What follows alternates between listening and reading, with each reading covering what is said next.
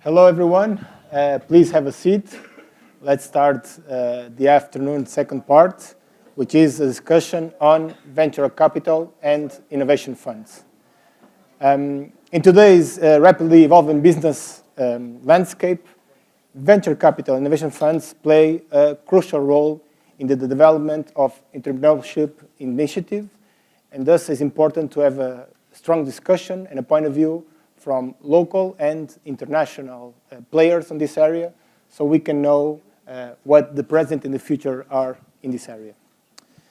We have gathered an important and distinguished panel, which I would like to present. So first of all, we have Rafael. Rafael is only 22 years of age. He became an entrepreneur. He was telling me at 12, but officially 16. And I was like, okay, 16, 12, for us it's okay. He founded SlashWeb, which was an entrepreneurship, a company that was very successful in Web Summit, recognized as one of the top startups, and is now the CEO and strategist of New Sequence, a company which has the goal of unlocking new levels of growth and market share for Web3 companies. He now also helps shaping narratives and strategies to drive real growth. Is something that we want to discuss today. Talk about this in this ecosystem, and is also working in a new startup in the field of AI and content marketing. Damaris, it's spelled correctly, am I saying correctly? Damaris Zampini, yes, is a visionary global growth executive, is driven by her belief in scaling companies for the benefit of all. She's the CEO of Strategy. Yes, I'm nailing it today. She specializes in building and implementing strategic growth plans in the areas of energy, clean tech, exploration, and digital technologies. She's an expert in identifying innovative solutions, so we really welcome you and thank you for your contributes in this discussion. Tiago Vaz Serra, I'm saying that right. It's an angel investor in impact startups and startup advisor. He manages VSM Investment Studio, an angel network focused on Portuguese and Spanish startups, and his expertise is in guidance supports the growth of development of impactful ventures. Welcome to this discussion. And I would like to put a first question to all of you and to give me my perspective, at least the Portuguese people. I don't know if Damaris, you know about this, but I would like you to paint a small idea of what the startup innovation and startup ecosystem is in Portugal. And if you have an idea in the Algarve today, what are your perspectives? Okay, I can start. Yeah. I'm probably the older person in this panel. Good afternoon, everyone. Tiago Vaz Serra. I'm an angel investor. I've been making angel investments for a living for more than 13 years now. I have a background in finance. I used to work for M&A and asset management companies in Portugal and in Spain. And more or less by 2010, I decided to start doing angel investment as a profession, as a full-time activity. And I am now manager of a network of angels focused on Portuguese and Spanish startups. And we are a kind of a club of deal sharing. We are always looking for opportunities in both countries. We have a presence in Madrid as well, and a network of around 160 business angels as of today. We make angel investments, which means I think almost everyone knows pre-seed and seed. So we invest even in the R&D stage, and then normally we leave with Series A or a little bit below that. So by being an accredited business angel in Portugal for 13 years, I can add something to the discussion that we are having these days. I can give you, briefly my opinion. Portugal was one of the worst countries in the world to start a business, back when I started being a business angel. In the world, it's a little exaggeration, but okay, enough. Thank you. Goodbye. Well, in the developed world, meaning in Europe, yeah, of course. US. Yeah. Okay. And now, for the first time, I think the moving parts are coming together, And the country, I think it's now a very reasonable place to start a business. And I'm measuring the words. It's not at all the perfect place to start a business. It's a reasonable place to start a business. But given what is being done by public authorities, I believe I would be surprised if within, let's say, 5 to 10 years, this is not a perfect spot to start a business. I think things will improve a lot in the coming years. Talking too much? No. Let me be quick. Today, what's the reality today? Yeah. Okay, yeah. Everything in this country is very slow. So our gearbox, in terms of public institutions, only has 2 velocities, 2 speeds. It's slow and very slow. But although with a very slow pace, I think the country is taking very important measures in order to become an important innovation hub. Okay, the country as a whole, and Europe as a whole, I have to say. In my opinion, summarizing this small introduction, in order to become an important innovation hub or entrepreneurship hub, you have to have talent, capital, and ecosystem. And in the last, let's say, 5, 6, 10 years, several measures have slowly been taken and approved, improving a lot all of these 3 measures, okay? Talent. The last presentation mentioned the visas for non-European. Yeah. I think Andres said everything. Yeah. Highly skilled people, entrepreneurs, digital nomads, 500K investors. So this is what the country needs, okay? Capital. On top of the golden visa for VC funds, we have Portuguese Development Bank called BPF organizing co-investment financing facilities to co-invest with specialized investors, with expert investors in risky projects. Well, in the economy in general, but with some capital allocated to startups, VC, etc. So capital, lots of measures. I can elaborate a little bit later on, but yeah. But then in the end, last but not the least, ecosystem, developing. Someone mentioned this morning that we have 160 incubators and accelerators in the country, but almost all of them are very, very weak. So in the end, you get 10 or 15 good. Algarve Tech Hub is one of them. The good ones. It's one of the good ones. Ah, okay. Good. Yeah.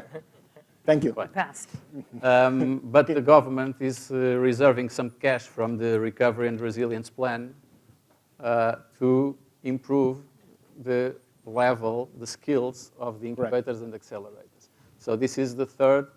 Obviously, I'm mentioning all of these measures. On top of this, we have the work being done by the Miguel and Gonçalo and everyone with their own effort and sweat, developing the ecosystem. But putting all of this together, my view is, my outlook for innovation and entrepreneurship in Portugal is quite positive. Okay? Even comparing with, or especially comparing with other countries that are trying to attract the same that we are. Damaris, any thoughts on this you would like to add? Yeah, great. Thank you. And thank you for having me. I'm very happy to be here. I just flew in. Again, my name is Damaris Zampini, and I go back and forth between beautiful Algarve and Canada. I come from the energy sector, and I have a big passion around resilient infrastructure, energy resiliency, and water security. Those are the areas that I straddle with the strategy. That's my main hat that I wear on a daily basis. I am also an angel investor for just over a decade in various technologies that align with the same thesis. I also am a part of an amazing small fund, Canadian fund, that is originally women-defined fund, funding technologies and companies around metric-driven impact. We are putting our fund on pause at the moment until next year. So those are the areas that I work in. I love Algarve, and somehow over the last 4 years that I've been living here back and forth, I've been observing mostly, looking to see, what is this like? Do I really want to work here, or do I just want it to be my chill place? But the reality is I'm also a mother, and my vision, and so strategy stands for Sustainable Strategy Solutions. And sustainability to me is, of course, about our environment and planting a tree and so on, but it's also about how do we honor each other and how do we leave the planet a better place. And so tying to the ecosystem of startups and opportunities and entrepreneurship, it's important to me that we have a backyard here for my children, selfishly, but for all of our children, to be able to live here and have, because often people I hear say, well, if you want to live well here, you got to go somewhere else to work. Why? Yeah. We have all the conditions here necessary to do that. You mentioned a lot of very key necessities in order for that to really flourish. But I think that, we have up-and-coming entrepreneurs here to my right that they need to challenge and think different and really push the existing ways in order to evolve to better ecosystems. Because obviously what we've done hasn't worked to be able to make a flourishing ecosystem that could be here today. I was lucky to actually speak at the Web Summit last year. I have some executive friends over at Deal Room. And they actually put out some really interesting statistics around startups and how much growth Portugal has had. So that's really interesting, right? And I think, again, we need to push those boundaries, invite people to come here. I'm going to take it upon myself, to bring people here that think the same. Yeah. Because I see a lot of ecosystem possibilities, right? I know that, David and I have talked about some different topics. We have ocean. Canada, again, for me, it's areas that I can bring value to. We have the biggest ocean coastline in the world. And so we are very keen on collaborating with these types of technologies.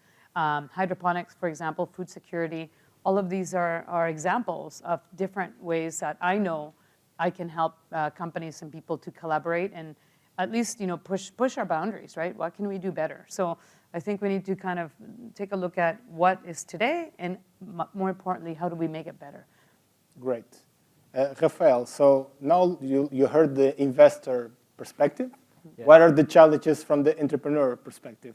Yeah, I think the discussion around the ecosystem is very interesting because it doesn't matter if you have the founders and if you have the capital, if you don't have the ecosystem, they don't meet, so they don't support each other. And as a founder, especially of a startup and especially of a tech startup, you face so many uncertainty, you face so many difficulties. You face hiring, you face maintaining your high levels of motivation and belief in your idea. And especially if you're going through a fundraising process, most likely you're going to get maybe 20, 30, 40, 50 no's before you get your investor. So, and a lot of them are going to give That's a really good number. Yeah, exactly. Yeah. So a lot of them are going to give you insights on how to improve your deck, on how to improve your startup and your fundraising. And it really is a challenge for you to sustain your levels of energy and motivation throughout that whole process. And I don't mean only for pre-seed, I mean only for also for later stages. And that's really one thing that I see a lot in Portugal that has kind of evolved in the past few years, but I still think it deserves a lot of work, and it has to have a lot of work, which is creating the ecosystem, creating the opportunity for founders, both new founders and early founders, and also experienced founders, angels, and putting them all in one place, and having education, and having funds, and having everything, and having talent also, which is important. And that's really what I feel like Portugal has to have more progress, because we do have a lot of capital. I mean, we're an excellent country, right? So we have great weather, we have great food, so I see why people come here, and it makes sense. So what I think there needs to be more work on is actually putting all of these people together, and maybe creating that brand for the international world that Portugal, besides the great weather, besides the great food, besides the great people, also has great tech, also has great innovation, and also has great possibilities for people to build startups here and take them worldwide. So it sounds like the three agree that building the ecosystem is one of the main steps to be taken right now in the region. Sure. I want to go to the basics, and I wanted you to try to explain, and these are more for you two. What are venture capital innovation funds, and how do they differ from other types of investment ways, or other types of fundings? Venture, well, it's an asset class. It's typically an investment firm invests in several different classes of assets: financial markets, real estate, private equity, etc. But well, I can give you also the example of Portuguese private equity ecosystem. There is or there wasn't at all a tradition of private equity firms or private equity funds investing in startups, meaning There wasn't. There wasn't at all. It's a market failure. It's a gap that the government is trying to take some measures to support new funds targeting this specific area. But an innovation fund or a venture capital fund is a way of allocating capital from persons or institutions into risky projects with higher risk than others in general.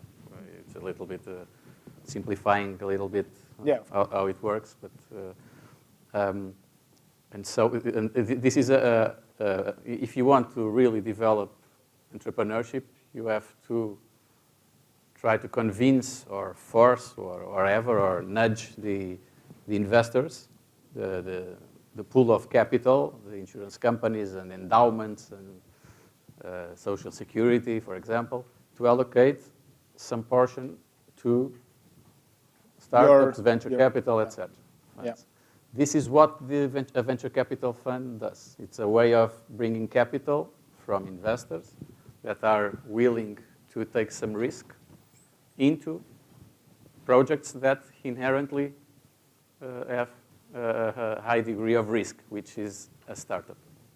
Okay. You want to add something, Damaris? Yeah, I agree to that. I mean, really venture capital, I see it as it's a different form of vehicle for investors who want to try something different, right? Or more specifically, so when we kicked off our fund, we were very focused around, our thesis was around ESG and impact. And I actually pushed back at the very beginning. I said, I don't want my name associated with the acronym ESG, so environmental, social, and governance, and impact, because I feel that they're thrown around way too loose. So for me, we really pushed back and went back to the drawing board and made a lot of metrics around it. So we're a metric-driven impact fund. And that's important because I needed it to be very sellable. And by that, I mean, if I'm not going to put my money in it, how can I go and say, hey, Juan, can you invest in this thing, right? And so, venture capital is funneling the funds that exist, in a region, or even sometimes it can be a global fund. Yeah. For a purpose that's specific, right? So that specific aspect is important to the people that are going to contribute to that, both from a talent perspective, but also from a funds perspective. And I think there's also a metric on return on investment, so your ROI, but also your return on impact. And for me, that's really important, right? So any company that I invest in, personally or via our fund, has to have that metric. That is not, of course, we all want to not lose our money. And ideally, I make a healthy percentage on my money over time.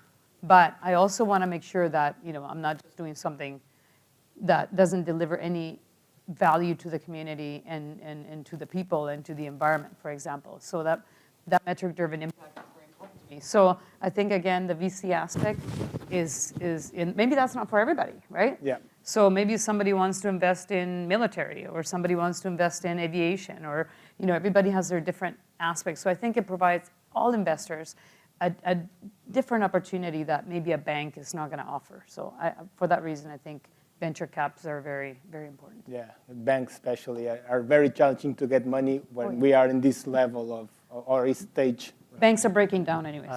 So- Let me just add one Yeah. thing. True. Venture capital and innovation funds is a different concept than angel investment. Yeah. Okay. I don't know if anyone, You can clarify, please. I can clarify. Rafael will get. Já vais apanhar. Venture capital and a fund is a legal entity. Normally it's regulated in some jurisdiction, and it has to comply with several standards, compliance, ESG, etc. It's a regulated business, so you have to be criteria about the money that you receive from your investors, etc. Has to be auditable. It's auditable. You have an investment policy that is public to everyone. So a fund is something.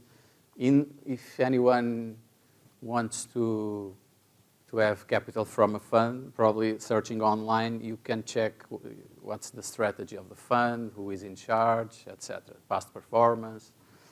Angel investments are much more amateur in the sense that an angel investor is normally it's an individual, a person with some money, with some expertise, investing first tickets, first money in the companies, and following carefully and working closely with the companies. It's a completely different approach. Angel investment is one thing, venture capital and innovation funds, which is more or less the same thing. It's a different segment of business. It's a different targeting different stages in the process of creating a company. They are complementary. They are not. They are complementary. Yeah, complementary. Exactly. Yeah. Before I have a question also to you guys, but before that, I would like Rafael to again give a perspective from the entrepreneur and tell me what advice would you give to an entrepreneur looking to not to talk with an angel investor, because we can go to there, but with an investment fund. What advice do you think we should give them? Okay. So me personally, I don't have a lot of experience with VCs. I do have experience with angels.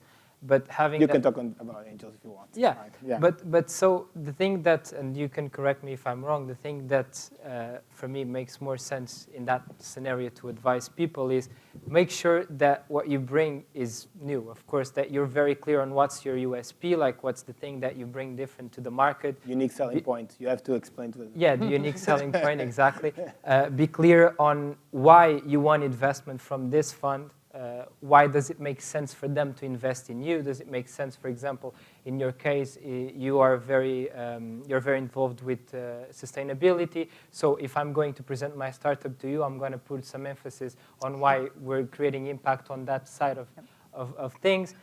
If I'm going to an investor who has a different agenda, I'm going to prepare for that as well. So I think it's the same as if you're trying to acquire a customer for your company, you know? Like, you want to be able to convey to them why they should trust you and why should they want to get involved with you.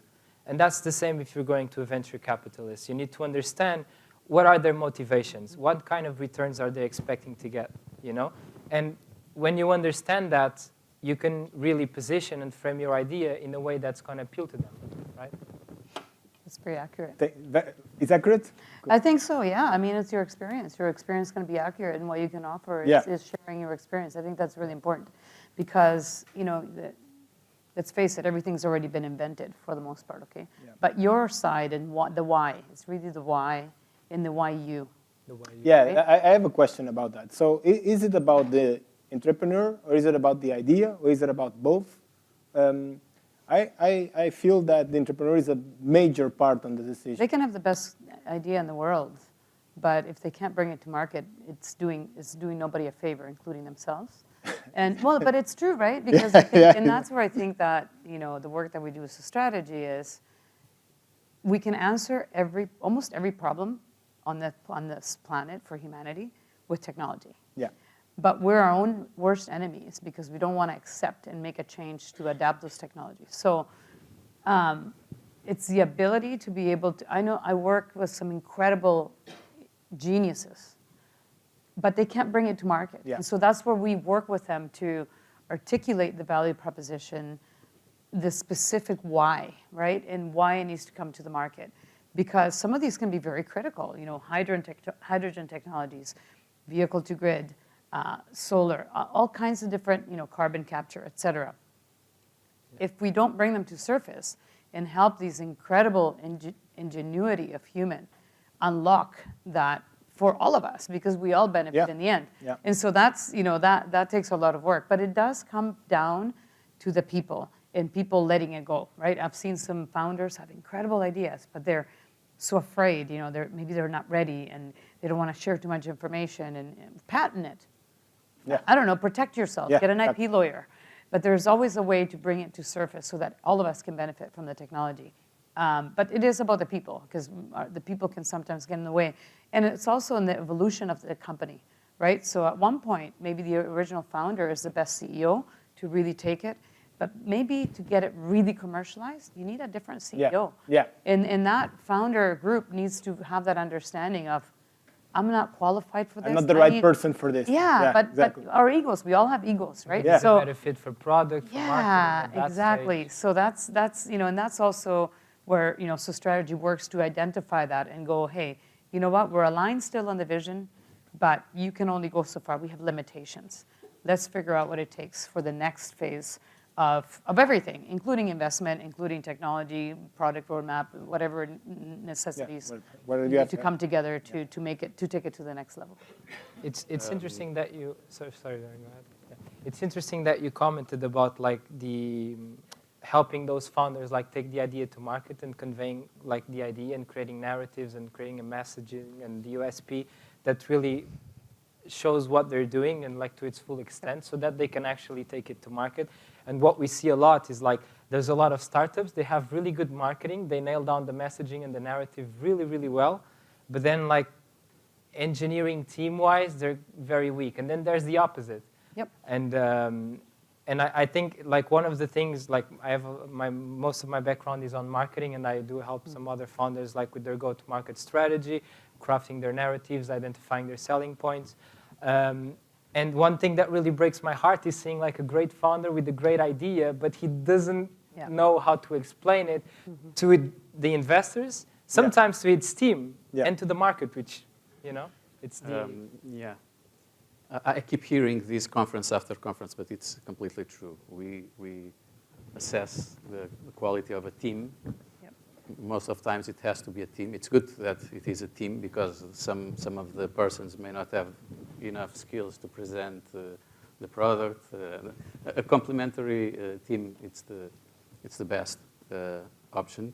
Obviously, we try to assess the commitment with the project, the resilience, capacity to absorb difficulties and to learn from mistakes. And sometimes to take a step back and allow for another person or team to take care of the... I'm experienced one of these situations. And the good thing about it is that the founder knows that he is not the right person to take the company to the next level, which is the company selling to 2 countries, and this will start selling and having operations in 15 countries. It's a completely different company. It's a company. It's from a startup to a company, and this issue is quite important. So all of these aspects they should be assessed before a VC or an angel investor making the actual investment. Before the investment. Everything. Okay, so in the presentation you should address this issue. It's difficult, of course, there are difficult questions. But that's what I'm saying. It's not very easy for someone that is inexperienced in these things, preparing all these vectors. Yeah, and it is always, that's a personal opinion, but the more you have written on a paper, the better. The better, yeah. Because within 5 years, but you remember you signed 5 years ago, you told us that, blah, blah, blah, or we agreed that we would execute this. And so it's important to have in a written form. So it's likely that you will require this document at some point. Or timestamped in a blockchain. Exactly. Or tattoo it on your forearm. Yeah, exactly. Is that important? It's that important. It's that important. Yeah. Okay, before I go to the audience, I have one last question, which is, you spoke about risk. And currently, we are looking at a fall or a crisis in the Web3 environment. We are seeing the Silicon Valley Bank situation, so less capacity of investments, less money available. So how does this current context impact your behavior as an investor in this context, in startup context? Difficult question? Yeah, no, it's difficult. Yes, yes, because well, me and my company, we have been following carefully what's happening in AI and in blockchain, etc. We are firm believers in everything that is being done in general terms. So we believe this is highly disruptive. It will change banking. It will change energy. It will change everything. And the cost of intelligence will be very cheap. So it will change all of the economy. But we still didn't make any investment so far. Okay. Because we don't have the right partner. The right partner? The right partner, the right investment partner or a specialist. It's a specific challenge. Yeah. Well, actually, I'm starting with a company in Spain because in the end, if you are not supported, for example, I'm doing lots of investments in, well, my company is doing in energy. As I said in the beginning, I am generalist. My background is business, but I have partners where are totally specialized and focused on energy. So it's in our specific case, and it's not a skill easy to, well, because to find. Yeah. It's not easy. So they're saying that you're keeping investment, but with more care, more carefully, maybe, or with better. Yeah. On top of that, we are seeing the frauds with the FTX. Yeah, exactly. That's happening. Do you want to add something on that? Yeah. No, I mean, listen. For me, I don't focus on pure AI for the purpose of AI. I like very functional applications. So one that I'm looking at right now is actually, it's a full IoT smart city offering with AI. It's actually bus stops, right? So bus stops that are able to offer full security for the area, because I think it's 93% of women in the world won't take public transit after it's dark. So that's a critical function of a city, of a municipality, to offer these services. But if people are not using it, or 51% of the people that are born female, for example. So, I like that because it's utilizing AI from a behavior perspective. So I like very real, specific examples that are actually going to evolve into something that is very, very useful, that we can all understand. You can even go back to when blockchain was coming out, right? So I actually was one of the founders of Women in Blockchain about 6 years ago now. And I started really looking into it about 8 years, maybe a little longer, and people thought it was crazy, right? In Canada, actually, it's legal to smoke marijuana. They're like, "Are you smoking marijuana or something?" But and I loved it. And so, fast forward to today, I saw the evolution of the blockchain technology. I believe in blockchain technology. I'm not a huge cryptocurrency person. That's just one product, of course, of the technology. So I think that so I paint that example because there still are some really great use cases, like you mentioned, around custody, information tracing, and so on. Great use cases for blockchain. I think AI is going to evolve something similar, but hopefully faster, as we're seeing it's evolving faster. But for me personally, I like examples and use cases that are very useful, that are solving a problem. Yeah. And in this case that I just mentioned, that's solving a problem. It doesn't matter the technology; it's about the application. Exactly, right? It's about doing something fruitful. Yeah, because you were talking also about marketing. Same thing with NFTs. Okay, like I literally saw a group of kids that, not a kid, but young. They raised $50 million in less than a month, just because they had amazing marketing. Their website was pretty sick. But, I'm sitting there, and then what happens to that money? This is people's money, right? And so we all have to do due diligence. That's a great question for me. Yeah, we all have to do deep due diligence from our own money perspective, from a VC perspective. Again, two totally different things. But we need to really, for me personally, I have to think through all of the different aspects and have a checklist, because I've lost too. Right, but $50 million. But still, in that process, you learn. Yeah. And so that's why I come back to it has to be solving a problem. Period. So. Yeah. So I would like to open to the public. Do we have any questions right now? Yes, we have a lot of questions. Good. Yeah.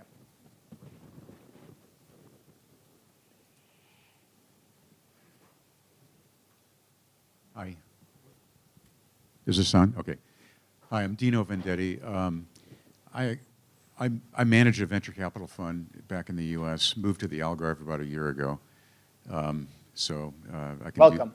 Yeah. Welcome, yay! Yeah. Good discussion. A comment and then a question. So, when we talk about like what type of startup does a venture capitalist want to look for? The lens that I always like to describe it through is, it's what was the intent of that business when the founders started the company? Was it designed and architected to be a highly scalable startup that's going to turn into a big business and ultimately become a category leader in their space? That's usually the lens through which we look at startups. And those are attractive, obviously, to angel investors as well as VCs. There's a whole other category of companies that could be attractive to angel investors, but not to VCs because they just don't have the scalability component. So my question is, through that definition lens, for the panel who have kind of deep connectivity here in Portugal, how many venture fundable startups do you think are coming out of Portugal every year? In Portugal or in the Algarve? In Portugal. In Portugal. Well, start with Portugal, but then the follow-on is the Algarve, which may not be any, but I don't know. Hey, come on, get easy. Deal Room, actually, if you look up Deal Room, they did a really nice breakdown on those numbers. Specifically, I saw them last year. But you probably have a lot deeper knowledge, generally speaking, than I do for sure. But I found Deal Room to give a really good explanation on the numbers that are coming out of Portugal. But the question is, it's like you are talking more about scale-ups, right? Yeah, so like Not startups that would truly be venture fundable. Yeah. I was at an annual meeting of a Lisbon-based VC fund last month. I asked them that question, and one of the partners said,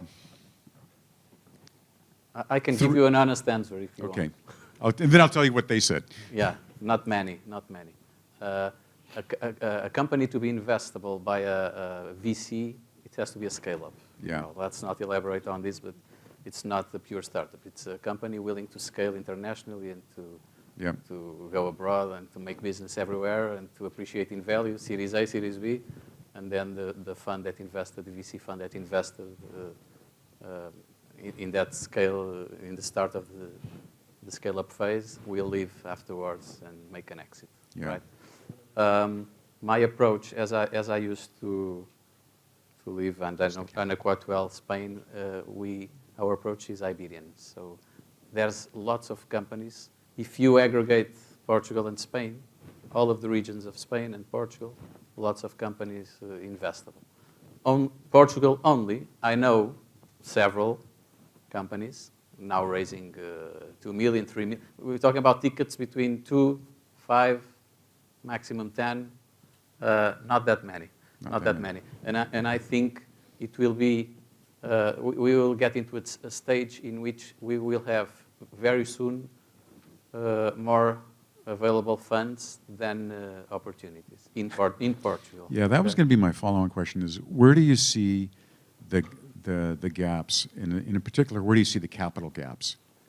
Is the capital gap at the early stage, at the Series A, B stage, at the later stage? Like, where do the startups run into the... It's everywhere. It's all up and down the stack? It's everywhere. There's no money. You need everywhere. All of the You need money. above. Yeah. Yeah, it's everywhere. But When you talk about 5 million, let's be honest, right? It's very, very few. the gap, it's everywhere. But there's a Portuguese development bank creating lines to fund new venture capital funds.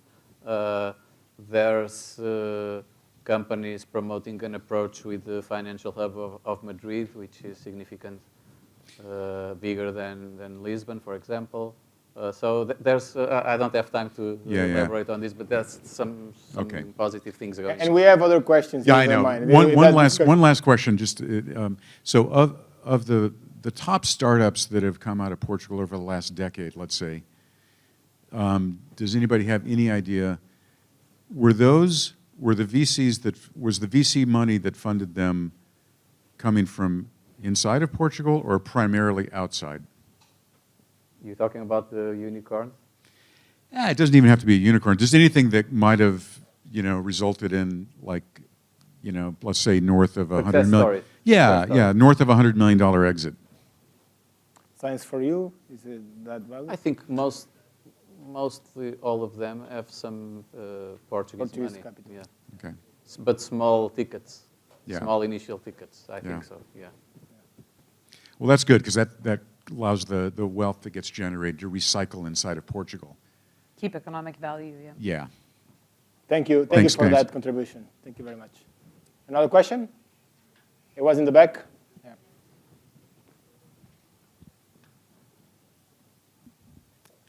Yeah. Thank you. I would like to ask you, because I'm curious, imagine I'm an entrepreneur and I would like to search for an angel investor. What is the best approach, for example? Usually is the entrepreneur that goes reach you on social media, or there are some events that you attend to make some investments? How it works exactly, or if there is different ways of doing? That's my question. Yeah, Thank you. I would suggest you spend lots of time searching online. There's a list. It's almost theoretical, but there's a list of angel investors in the YAPMEI website or in the Banco de Fomento website, so you can check the list of accredited business angels. Some of them are connected to investment companies. You should check online if they are active or not, because there are several that are not active anymore. And then contact using social media or an email or whatever. I would suggest asking for a meeting. First of all, to check if there's a match between the strategy of that group, that business angel or group of angels with the project. Even if there's no obvious match, a meeting is always, it may be an online meeting or a physical meeting. A meeting, normally from my experience, a meeting is always a brainstorming, and there is always something positive coming out of a simple exchange of ideas. So I have no way of investing in your company, but I can help you because I know someone that blah, blah, blah. So simply asking for a meeting, I just would like, I only need 30 minutes to explain something and to ask for your help, because there's a strong sense of helping. The ecosystem is most about people helping each other. Okay, and a good business angel is always willing at least to talk. We have time for one more question. I think it was a question here. Yeah. What? Any other questions? Well, we have one here. While they're walking over there, I would say that you also have to think about, for example, some of us, our investors, don't always publish what we're investing, or that we're that I don't belong to a group, for example. So I would look at outside of that as well. Be very succinct with what you're wanting to. And be really humble around. Sometimes we just really want guidance. You may not be going, hey, can you write me a check? But it's more like, hey, you know what? You might have some ideas, and so like you mentioned, but really kind of look outside of that, because anybody, sometimes even your own client, can be a really good investor, right? So think outside of the box that way, because people are maybe willing to really see you grow. And having kind of that humility up front is really important to be able to go, you know what, I just need some help. If you happen to know anybody, we're happy to, to talk. But that, always think outside of the box. I think that's important to keep in mind. Yeah, talk a lot and network a lot every day. Network, Yeah. network, meeting people. And Very today is a great opportunity to do that in this event. Yes, thank you guys so much. I'm Dave Williams from NomadX, and I've been a bootstrapped entrepreneur since the late 90s, kind of the dot-com period, so I've been through a lot of the ups and downs, and I'm always interested when I come to these panels that no one talks about bootstrapping so much, because everyone, I guess, is infatuated with angel investments and VCs, and so I don't think the bootstrapping or even going to a bank, for example, is emphasized enough. But one of the things I found interesting here in Portugal is that as it relates to stock options. So in the US, I come from the US market. I moved here to Portugal in 2017, and I see that a lot of the companies, there's not so much of an emphasis around the stock options or how do the employees get options in the businesses. So I'm just curious on your perspective as it relates to options, because I really see that as feeding the ecosystem. So when we talk about the ecosystem, if we don't have options and equity in the business, then, especially if it's outside investors coming from the US investing in Portuguese businesses, then it's really only the founders that are getting the money or the investors that are getting the money. So from my perspective, I've always thought having my employees as my business partners was really my biggest asset for retention and getting the best people. So I'm just curious what your thoughts are on that, as well as Portugal Ventures. Just having dealt with Portugal Ventures and talked to them a bit, I just see it as a very outdated model, and I'm just kind of curious. It just doesn't seem to be matching up with where Portugal wants to take things from a growth and startup perspective. Thank you. Do you want? Bootstrapping is awesome. I have a lot of respect for people who bootstrap as far as they can, because Do you mind explaining to the rest of the people? Oh, bootstrap means you don't accept outside money. You continue to invest your own money into your own business until one point you really have to, for example. But it takes a lot of work, and you really have to believe in yourself. So that's usually the evolution, right? You put in as much money as you possibly can and have. Back in North America, some people will even mortgage their home to take some of those funds and put it into their business. And then you kind of grow to friends and family. That's kind of your next step. And then, of course, you have to have your friends trust in you and believe in you. And then you go into the angel and so on. But at the end of the day, bootstrapping, I think, is very healthy. It really puts that. It tells me, I mean, when I look at companies that have been bootstrapped, I know, because I've done some bootstrapping on smaller companies that were never meant to be big companies, by the way. But it's you're risking everything you got because you really believe in it. And again, not all of them will survive, but the ones that do, it's quite commendable. So as far as the model of sharing into the business, I don't know all the specific structures that are available here in Portugal, but I really like that model, even as a private entity. If you're able to offer some type of a royalty model for your employees, it gets people really excited. Funny part, really, because you actually attract employees that are entrepreneurial when you have that model, right? Because you're often not going to have employees that, well, you're not public, so your stock value is 0, so why should I care about that, right? So right away, that's not really your type of employee. You want more entrepreneurial employee that they go, hey, you know what? I own this. Even if it's a tiny fraction, I own it. And that brings them that ownership aspect, so that they're going to work their butt off to make that better and greater. So one day, of course, that's a risk, that will be worth a lot of money, right, for example. So I mean, I command it. I don't know what the structures are available here or what people are doing around that area. Not much. I think the typical Portuguese employee doesn't want to. Yeah, No, that's I right. invited lots of people to become shareholders of our startups, and no. It's This cultural. is a mess. It is cultural, It's cultural. yes, Yeah. for sure. This is a mess. This will never be worth anything. I just want my salary. Yeah, just no, feel like but that. there's a culture, and also the banks, going to the banks for finance, it's also cultural in Portugal. Yeah. It was the only model of finance, so this is very new for us. These things about, and I'm sorry, I'm the moderator, but these things of owning stocks on venture capital is very new. For us, for 30, 40 years, we never heard of this. So Maybe it is have international people that want in, right? Yeah, yeah. And that's where the opportunity is. Exactly. I think it's a great opportunity right now. If you can do that, Yeah. you are differentiated from the others. Yeah. I really like bootstrapping. You know, I think it's for a lot of business models, it's really great, especially if you have like something that you can do with low code or no code, and you can just build it sustainably with customer acquisition. And I don't know if you know the Dan Kennedy's phrase: whoever has the most to spend wins. Something like this, you know.